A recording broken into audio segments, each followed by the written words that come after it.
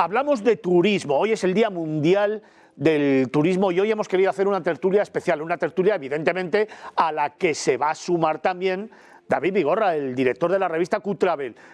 Te hablaba de los tres tertulianos que tengo aquí en el estudio de Movistar Plus, de Negocios Televisión. Paloma Cabranes, de nuevo, bienvenida. Hola. También Carlos Olmo, el director de Vagamundos. Buenos días, ¿cómo estás? Muy buenos días.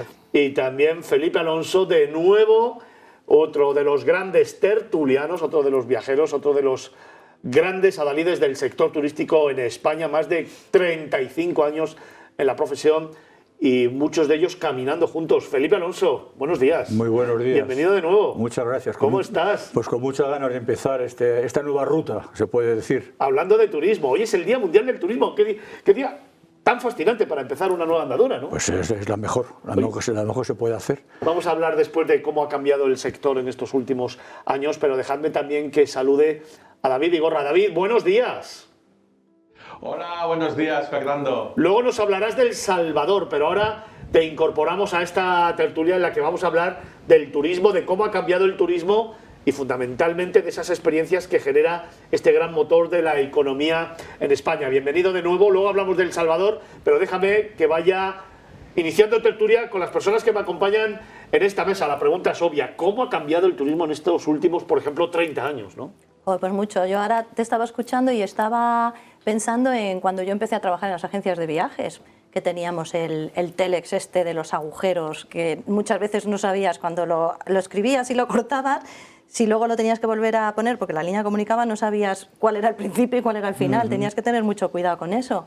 De ahí evolucionamos al fax, ¿sabes?, a nivel tecnológico y con el acompañamiento, por ejemplo, me acuerdo de las compañías aéreas que antes para hacer los billetes tenías los APTs, que eran los libros estos dos gordos, que tenías que estar ahí mirando millas y tal y ayudándote con el helpdesk de Iberia para decir, oye, esto lo he hecho bien y haciendo cursos y tal.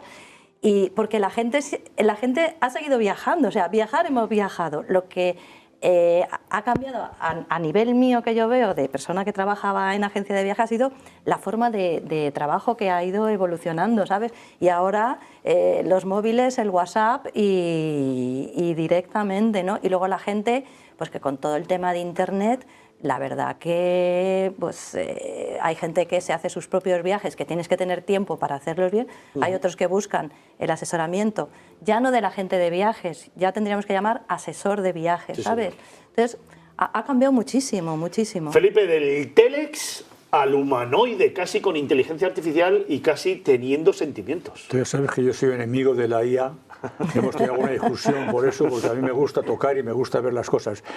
Ha evolucionado mucho tecnológicamente, pero hay una cosa que se mantiene y que a mí me encanta, porque yo, como soy de aquí de esta mesa, el más veterano, pues recuerdo mi época de viajar de mochilero por muchos sitios, ¿no? Y cuando llegabas a un sitio tienes que pedir permiso para poder acampar y pagar a lo mejor 25 pesetas a una señora para que te dejase acampar en su prado. 25 pesetas. Sí, sí.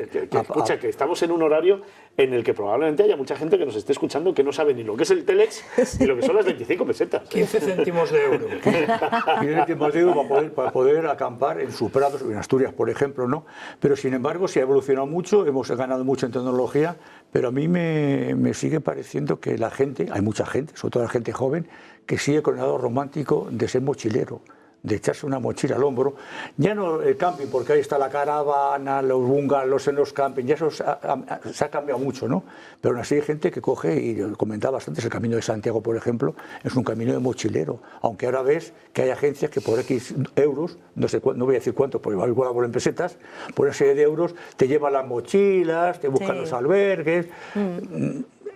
Hay que seguir viajando, como sea, de todas formas, aprovechando lo que te pueden dar, la tecnología, pero sin perder ese romanticismo que te da el poner un pie delante de otro y llevar a tu espalda como un caracol algo donde dormir y donde... Hablando de mochileros, hablando de tecnología, tenemos con nosotros a Carlos Olmo, es el director de Vagamundos, ya lo sabes, tertuliano, viajero, uno de los grandes del sector turístico y buen caminante de este programa desde hace muchos años, que también me acompaña en la andadura profesional desde hace mucho tiempo. Carlos, buenos días. Muy buenos días. ¿Cómo ha cambiado desde que contábamos historias en un papel a, por ejemplo, el mundo de los blogs, ¿no? Sí, exactamente. Lo único que, bueno, como un poco en el hilo de lo que decía Felipe, yo sigo siendo mochilero, sigue siendo la manera que más me gusta de viajar, y al final las herramientas de viaje, como Internet, no deja de ser una herramienta, siempre son opcionales. O sea, yo reconozco que me ha facilitado muchísimo la vida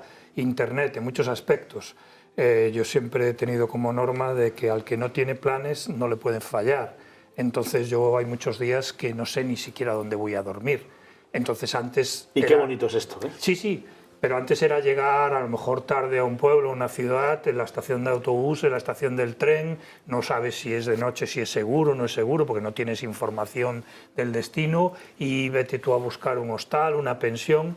Ahora pues tienes una serie de herramientas que estás en el autobús y 2 horas antes de llegar a destino pues ya puedes reservar o puedes ver un hostal, las opiniones de usuarios. Entonces, bueno, es como todo, las herramientas se pueden usar bien o mal, y yo desde luego en ese sentido soy un forofo de la tecnología, pero al final también muchas veces el botón de apagado está ahí para algo. Fijaros, estamos hablando siempre de tecnología, estamos hablando de evolución, estamos hablando de la posibilidad que tiene ahora el viajero para poder tener en un móvil toda la información a nivel del mundo y organizar sus propios viajes, pero sin embargo hay algo que no ha cambiado nunca, ¿no? Si os dais cuenta, a día de hoy, en el año 2024, todos los destinos, todas las estrategias pasan por la palabra experiencias, que es algo que ha estado siempre encima de la mesa desde antaño, desde que yo tengo uso de razón, y yo llevo 34 años en el sector y siempre hemos hablado de experiencias, porque al final el lado humano del viajero siempre está presente en los viajes. Eso no ha cambiado y esperemos que no cambie a pesar de la tecnología y de esos humanoides que ahora se están poniendo de moda, porque hablábamos antes del telex, hablábamos del fax, hablábamos de los ordenadores, pero es que ahora estamos hablando de recepcionistas que van a ser robots. Sí, buah. A mí me da mucho miedo, Fernando, sinceramente, porque creo que el aspecto humano en los viajes no debe fallar. Este verano hemos tenido también muchos problemas porque, claro, ya somos muchísima gente viajando y el tema es que viajamos todos a los mismos sitios. Entonces eso crea un malestar que yo no sé cómo se va a poder solucionar, y lo que a mí me preocupa es que las personas que recibimos turistas perdamos ese sentimiento de acogida y de recibir al viajero. Cuando las cosas se desmadran, por decirlo de alguna forma, cuesta. Pero fíjate, yo te estaba escuchando y pensaba, ¿ha cambiado mi forma de viajar? A lo mejor soy de las pocas que mi forma de viajar no ha cambiado. Es verdad que tengo más herramientas para viajar, pero es verdad que no he sido mochilera, alguna vez he estado en camping con el saco de dormir en una tienda de campaña, pero no ha cambiado. O sea, la forma de viajar sigue siendo la misma, ¿no? Y sobre todo eso, en un hotel, que llegas a un hotel o tal, no sé, a mí todo el tema de la inteligencia artificial y tal, es verdad que hay que saber utilizarla, pero que no se pierda la parte humana. Hablamos de humanoides que van a servir copas, que van a servir en restaurantes, que van a servir en terrazas, que van a recepcionarnos en un hotel. Perdemos en esta evolución del sector turístico, ¿pensáis que estamos perdiendo esa presencia, ese protagonismo del hombre, de la persona y del profesional del sector turístico, o es simplemente complementario? Por favor. No. Ya ves, dos humanoides que no se ponen de acuerdo. Que educadamente se están teniendo. Si fuésemos 2 robots, seguramente uno hubiese intervenido ya.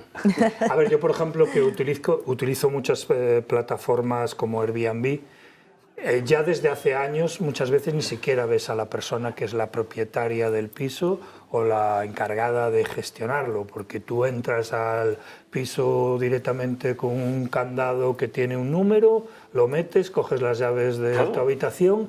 Entonces, de no tener contacto con nadie a tenerlo con un humanoide, bueno, pues lo tendrás si quieres, si no, sencillamente pues irás a tus cosas y tal. Yo, por ejemplo, algo que nunca me ha gustado es, después de un largo viaje, llegar a un hotel y que haya una cola en recepción y que tener que esperar media hora para que me den mi habitación cuando estoy deseando salir a lo mejor a cenar, que ya es tarde, o a dar una vuelta por la ciudad, ¿no? Entonces, es como todo, el toque humano no debería desaparecer nunca. De hecho, para muchos es la principal razón por la que viajamos. Por supuesto. Una vez has conocido muchos sitios, muchos países del mundo, realmente a mí lo que más me atrae es seguir conociendo El contacto culturas con las personas que te lo cuentan, diferentes, ¿no? y ese contacto con la cultura solo te lo da, o principalmente te lo da, el contacto humano. Oye, luego os voy a preguntar por otro de los temas que ha lanzado Paloma en esta mesa, que es el tema de ese rechazo al sector turístico, precisamente en algunos lugares que se ha puesto muy de moda y que está pasando precisamente en estos últimos meses, bueno, ya casi en los últimos años. Pero dejadme que conecte con David Vigorra. David, buenos días. Buenos días, otra vez. Tú que estás acostumbrado a viajar, ¿ha cambiado el turismo? ¿Ha cambiado la forma de viajar en estos últimos años? ¿Se está perdiendo esa relación más humana y personal? Bueno, un poco los temas que hemos lanzado esta mañana en la mesa desde hace unos minutitos. ¿Cómo lo estás viendo tú? Ha cambiado muchísimo. Se ha democratizado el hecho de viajar. Pero sí es cierto que eso, aunque suena a democracia, suena bien, no lo veo excesivamente positivo. ¿Por qué? ¿Qué significa que se ha democratizado? Significa que ahora todo el mundo viaja. Y eso es un problema.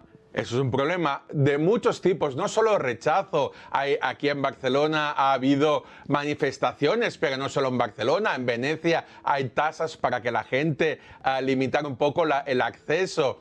Y ya no solo incluso el acceso, hay muchos sitios que se pagan tasas por el hecho de el desgaste, por decirlo de una forma, del destino. Sí es cierto que se está viajando mucho, pero yo no haría más el hincapié que si hay exceso de gente.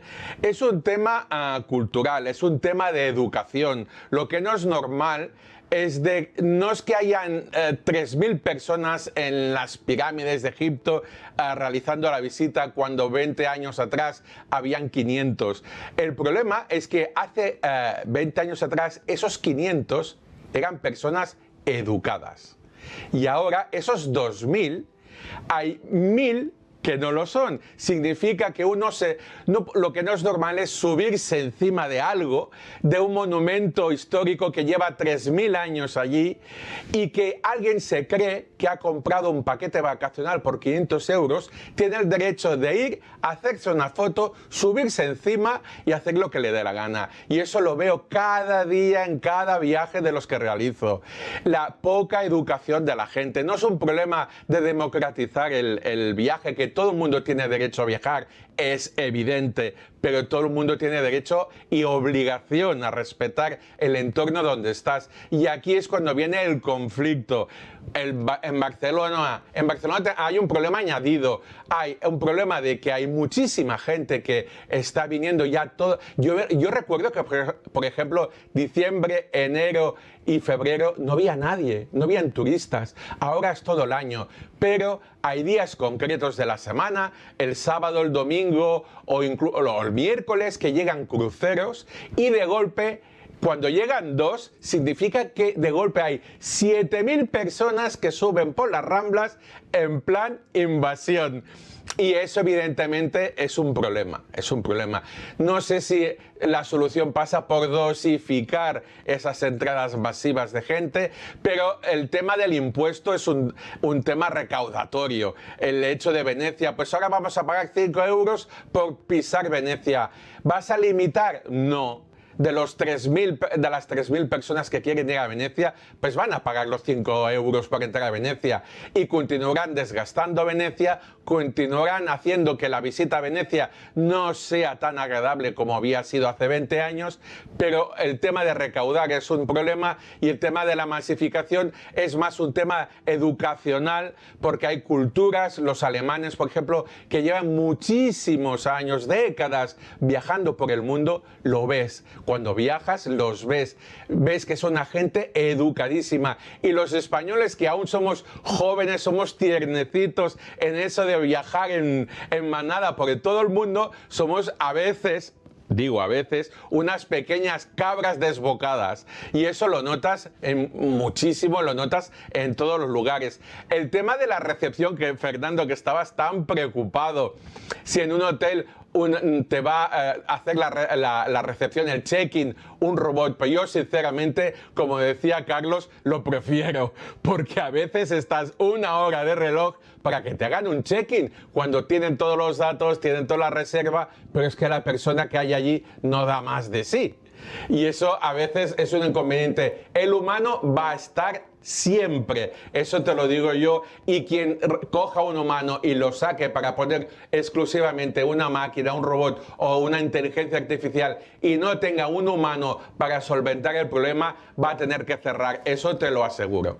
David, déjame que ponga encima de la mesa algunos temas de los que has planteado: la tasa turística, la masificación, la democratización de los viajes, también evidentemente la digitalización y bueno, también la gestión de los destinos, que al final muchas veces esas 7.000 personas por las Ramblas tiene mucho que ver con la gestión de los destinos.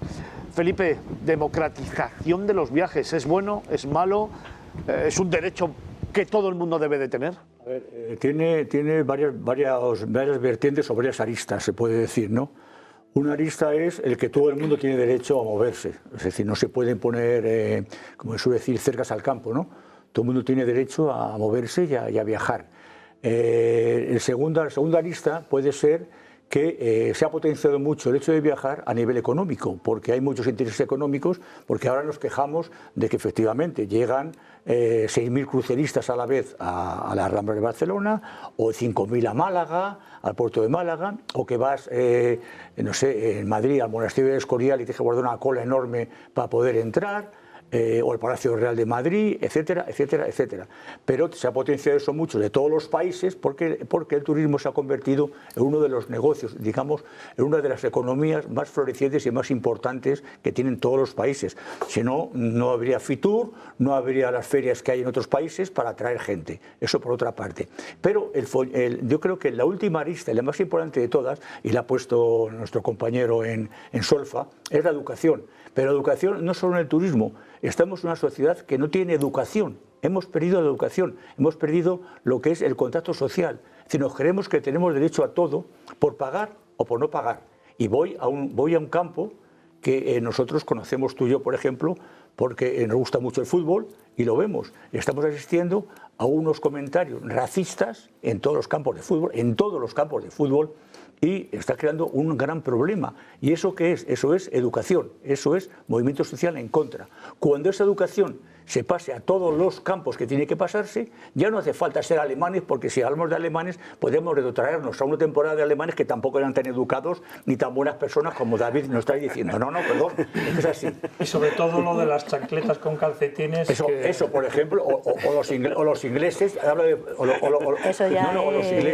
que vienen a la zona de la Costa Brava en un viaje de 24 horas para ponerse ciegos y no dejan un duro. Tengo que ir cerrando. Os voy a preguntar rápidamente, ¿tasa turística sí o no?